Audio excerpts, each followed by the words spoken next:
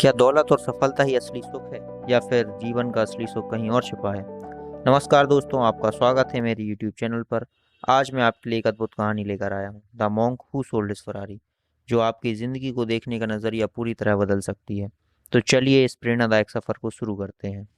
The monk who sold his Ferrari robin Sharma द्वारा लिखी गई एक पुस्तक है। यह कहानी जूलियन मेंडल नाम के एक वकील से शुरू होती है। जूलियन की उम्र 53 वर्ष थी, लेकिन अपने काम के तनाव के कारण वह 70 वर्ष के दिखने लगे थे। वह हमेशा अपने स्वास्थ्य और मानसिक शांति को नज़रअंदाज करते थे और काम को सबसे ऊपर रखते थे।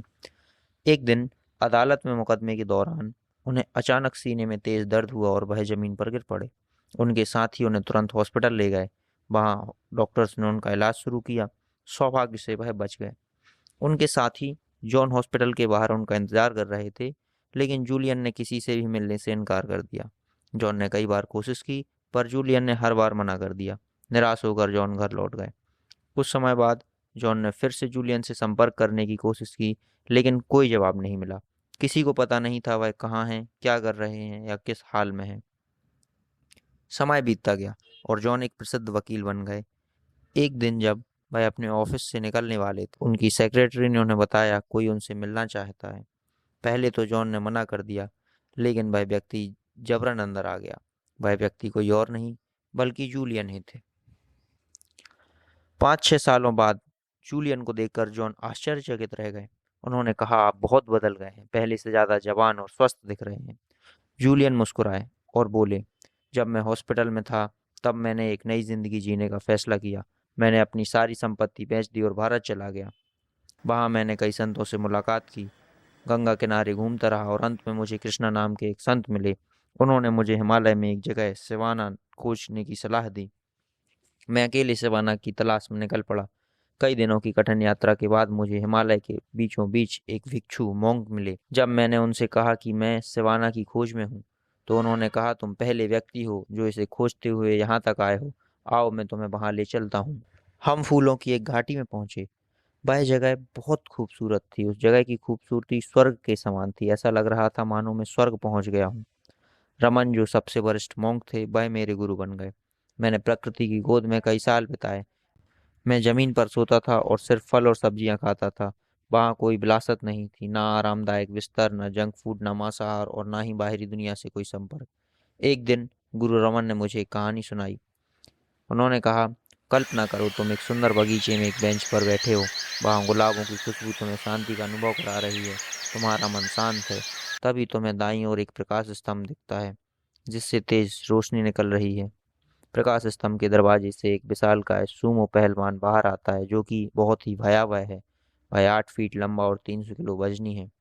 उसे देखकर आपका मन अशांत होता है। और उस सूमो पहलवान ने केवल एक पतला गुलाबी वस्त्र पहना हुआ है। जैसे ही वह सूमो तुम्हारी तरफ बढ़ता है, वह फिसल कर गिर जाता है और बेहोश हो जाता है। थोड़ी देर बाद एक सुखद खुशबू उसे होश में लाती है।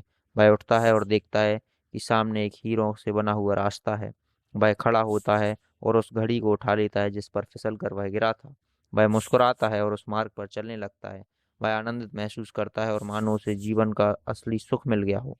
वह उस रास्ते पर मंत्रमुग्ध होकर चला जाता है और अचानक कहीं विलुप्त हो जाता है। रमन ने बताया कि यह कहानी तुम्हें जीवन 7 महत्वपूर्ण सीखें बताती है, जो हमें सफल और खुशहाल जीवन जीने में मदद करती हैं। सीखें इस प्रकार हैं। पहला, बगीचा। वह तुम्हारे मन का प्रतीक है। उसमें सकारात्मक विचारों के फूल उगाओ, ना नकारात्मक विचारों की घास बढ़ने दो। दूसरा, प्रकाश स्तंभ। वह तुम्हारे जीवन के उद्देश्य को दर्शाता है। जैसे एक प्रकाश स्तंभ जहाजों को रास्ता दिखाता है, वैसे ही तुम्हारा उद्देश्य तुम्हें सही रास्ता दिखाएगा। तीसरा, सूमो पहलवान। यह काइजेन का प्रतीक है। काइजेन एक जापानी शब्द है जिसका अर्थ है लगातार सुधार और मेहनत। सफलता रोजाना किए गए छोटे प्रयासों से ही मिलती है। चौथा, गुलाबी वस्त्र। यह अनुशासन का प्रतीक है। अनुशासन तुम्हें स्पष्टता और सफलता दिलाता है। हमें अनुशासित रहना चाहिए।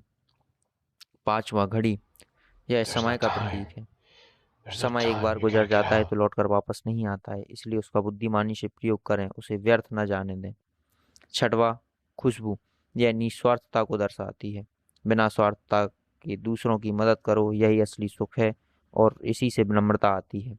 सातवां, हीरों का मार्ग। यह वर्तमान में जीने का प्रतीक है।